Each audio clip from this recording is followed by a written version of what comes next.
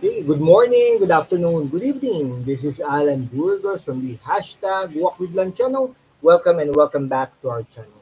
Guys, if you are not yet subscribed to our channel, please do it so now so that you can be a part of this growing family.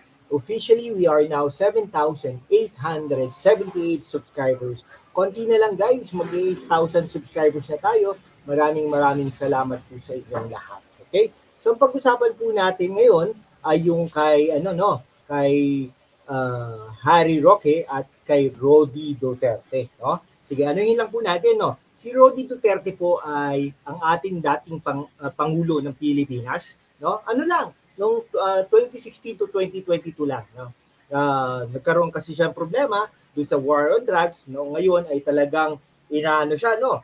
Binabalikan siya nila De Lima at ang napagtaka nito, yung mga kakampi niya dati, ay hindi na niya kakampi ngayon, no? Inuusig na siya, kumbaga.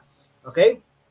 Ayun. Itong House of Representatives, yung Committee on Human Rights, no, led by Ben Abante, okay, Ben Abante ng Manila, ay nagkaroon ng hearing, no. Ang hearing nila ay with regards to the war on drugs ng previous administration na kay Pangulong Rodrigo Roa Duterte, ang dating Pangulong Rodrigo Roa Duterte.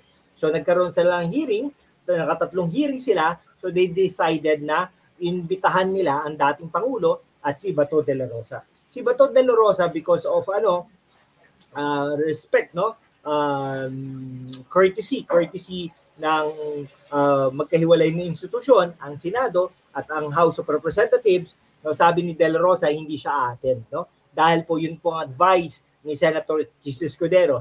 Sabi naman Chis Escudero ay hindi, no, siya may gusto noon na hindi umattend. Ito si Bato de la Rosa comedy din, no. Ito ngayon, ito si Duterte ngayon, naglabas na siya ng pahayag, no, through his counsel, no. Yung counsel niya ay si Harry Roque, no. Ito naman, backgrounder lang, no, para malaman lang natin. Si Harry Roque ay dating spokesperson ng Pangulo ng Pilipinas na si Rodrigo Roa Duterte at siya po ay tumakbo bilang senador ng Pilipinas noong 2022, ngunit sa kasamaang palad under Unity ay natalo po siya. Yun po ang katotohanan na. Ngayon, eto nga po, naglabas na ng pahayag si former presidential spokesperson Harry Roque kahapon lamang, no, na talagang si dating Pangulong Rodrigo Roa Duterte ay hindi pupunta sa investigasyon ng House Committee on Human Rights on the drug waged by the administration of the former president Rodrigo Roa Duterte, no. So sabi pa ni Harry Roque ay talagang ini-invoke ni dating Pangulong Rodrigo Roa Duterte ang constitutional right niya to self-incrimination. Sa bagay, meron na siyang kaso sa ICC and that it is expected na lalabas ang warrant of arrest according to former Senator Trillanes, no, ngayong June or July ay talaga namang pag pumunta siya doon, baka i-incriminate lang niya ang kanyang sarili, no? So, yung dating Pangulo daw ng Pilipinas na si Rodrigo Roa Duterte naniniwala na ang lower house led by Ben Abante is not the proper forum to investigate any criminal allegation against him, no. Kung ano 'yon, kung sino 'yon, ito yung mga korte, no. Ito yung pahayag nila, no, sa office ni Attorney Harry Roque, no, na pinost niya sa social media account, no. Pero sabi ni Harry Roque, stress that Duterte is willing to appear before any other court in the country and answer any criminal accusation on extralegal or extrajudicial killings related to the anti-drug campaign, no. Sana nga naman, pero alam mo nung unang panahon, nung mga nakaraang panahon, no, under the Duterte administration ay talaga namang tahimik ang bansa natin, no. So syempre abogado itong mga dalawang ito, no, sabi ni Harry Roque, as guaranteed, no, by our Bill of Rights, Congress cannot compel FDRRD to be a witness against himself. Siyempre, oo nga naman, 'di ba? Mag-witness siya against himself or against his former administration. Siyempre naman. So, according to to the former spokesperson, si Tatay Digong, hindi po natatakot yan na harapin ang mga accusers niya in any domestic court.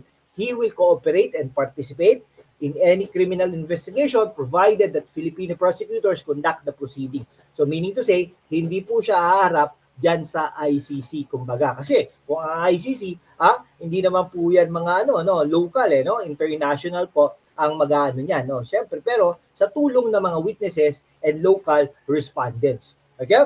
So sabi ni Harry Roque, cited, sinite pa niya yung Supreme Court, no, yung People versus Aison 1989 and Rosette versus Lim 2006, saying that the right against self-incrimination prescribes an option of refusal to answer incriminating questions and not a prohibition of inquiry. Oo nga naman, baka pagdating dyan sa Kongreso, biglang tanong ng tanong, hindi naman sumasagot ang dating Pangulong Rodrigo Roa Duterte, ay nagsayang pa tayo ng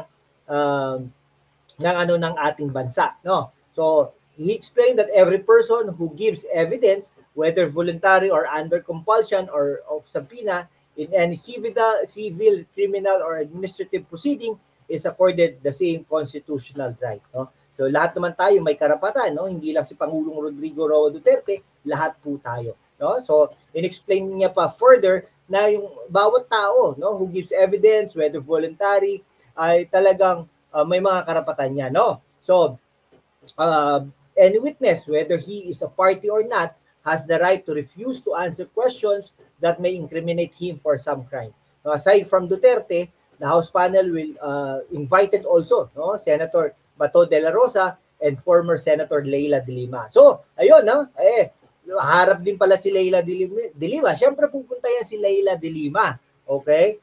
Pero si Bato de la Rosa at saka si dating Pangulong Rodrigo Roa Duterte ay hindi pupunta. Ibig pong sabihin nun ay hindi sila maghaharap dyan. No? Takot ba ang mga Duterte? Takot ba si Senador de la Rosa at saka si dating Pangulong Rodrigo Roa Duterte kay Leila de Lima? Hindi naman po siguro. Kaya lang, umiiwas din po, no? Kasi po, yung self-incrimination, no? O, ito, matanong lang po natin, yung si Leila de Lima po ay dating DOJ Secretary natin mula nung 2010 hanggang 2016 sa panahon naman ni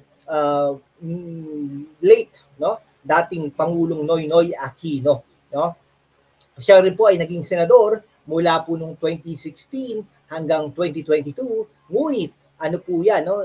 Halos hindi niya po na napagsilbihan yan kasi nakakulong nga po. Dati rin po siyang chairperson ng human rights na talagang inusig niya ang mga Duterte doon. Siguro doon po nagalit ang